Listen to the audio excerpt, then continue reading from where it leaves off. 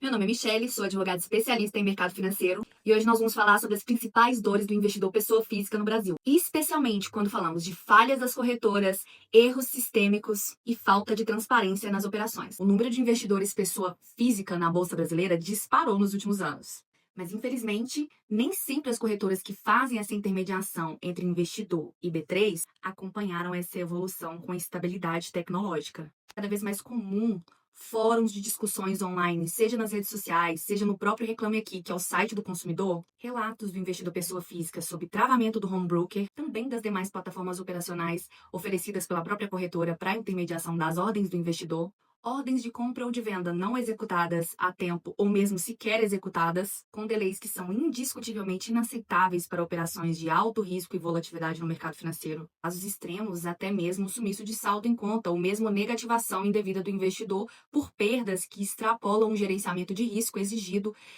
pela própria CVM. A boa notícia é que você tem direitos. Pode e deve buscar reparação judicialmente e extrajudicialmente, se for necessário. Quando a gente está discutindo questões contratuais da relação entre investidor e corretora, da falha na prestação de serviços de intermediação financeira da corretora para com o investidor, via de regra, a gente aplica a relação de consumo, Código de Defesa do Consumidor. Esse é um entendimento simulado pelo STJ, nosso Superior Tribunal de Justiça, que diz que é aplicável o Código de Defesa do Consumidor às instituições financeiras. E a corretora de valores se encaixa nesse perfil, afinal de contas, é uma instituição financeira prestando o serviço de intermediação financeira. Esse respaldo da aplicação das normas consumeristas nas relações entre investidor e corretora é essencial para a discussão de um caso concreto de falha na prestação de serviços, porque as entidades responsáveis tanto pela fiscalização quanto pela criação de normas no mercado financeiro, sejam elas a CVM, a própria B3, não proporcionam nas suas análises administrativas a equidade e paridade de provas entre as partes, algo que é imprescindível nesse caso. Afinal de contas, o consumidor pessoa física não detém o controle dos sistemas de intermediação, logs, os parâmetros dos algoritmos que usa nessas intermediações. Nesse sentido, a análise desses órgãos para com os investidores pessoa física é muito rasa. Eles não dão ao investidor pessoa física a oportunidade de ter acesso a questões importantíssimas na produção de provas para demonstrar a falha da corretora. Veja bem um exemplo prático. Você estava operando day trade em mini índice e simplesmente a plataforma travou, ficou fora do ar. Nesse momento, você não teve o gatilho jurídico de gravar. Afinal de contas, você estava ali no momento de forte emoção, tentando, através dos cliques, resolver a situação, posteriormente até tentando entrar em contato com a corretora, com o seu assessor, para finalizar aquela operação e não te deixar exposto no mercado, sem acesso e controle manual das operações que estavam em curso. Não gravou, não filmou, não registrou o problema. A corretora vai dizer que esse erro nunca aconteceu. É a sua palavra contra a palavra da corretora. E o que o órgão administrativo,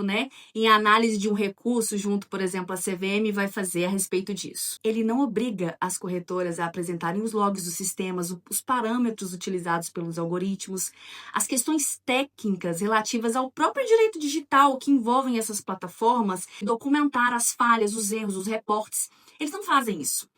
E aí fica a sua palavra contra da corretora e a resposta, o resultado, no caso, ele é óbvio. Tá ruim, como se diz no vocabulário popular, para o investidor. Prova disso, uma matéria não tão recente, mas ainda assim recente, da própria revista Exame, que eu vou até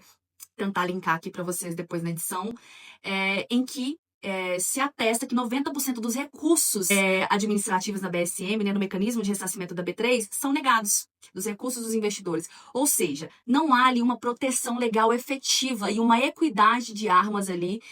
vamos dizer assim, probatórias entre o investidor e a corretora no âmbito administrativo hoje, nos moldes que o mercado financeiro brasileiro tem se apresentado. Portanto, infelizmente, é com tristeza que eu digo isso, afinal de contas, judicializar deveria ser o último caso, considerando que a gente conhece a morosidade do sistema judiciário no nosso país. Essa matéria de mercado financeiro que, nos moldes em que a gente, na dinâmica em que se apresenta hoje pelas vias digitais, é relativamente novo, Então, isso tem trazido problemas e questões que ainda não foram enfrentadas pelo judiciário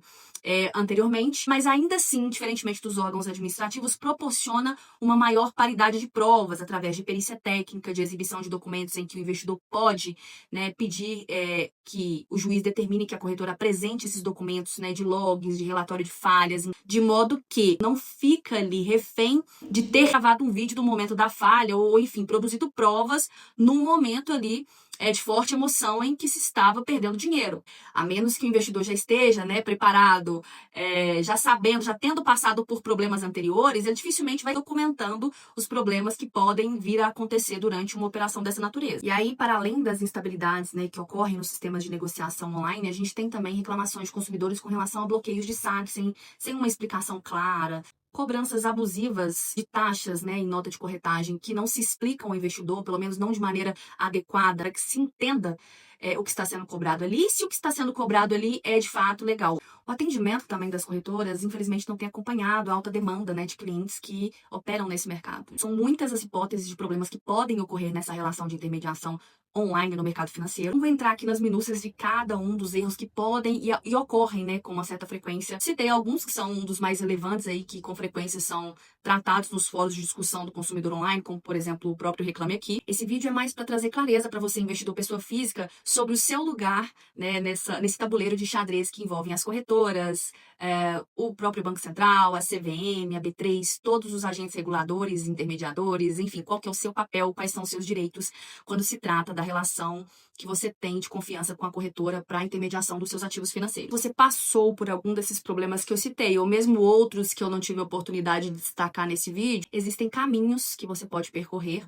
para uma resolução, no caso, uma solução. Em primeiro momento, eu indico a você que faça uma reclamação formal no Procon da sua comarca, da sua cidade, e mesmo no Reclame Aqui. O Reclame Aqui tem um papel importantíssimo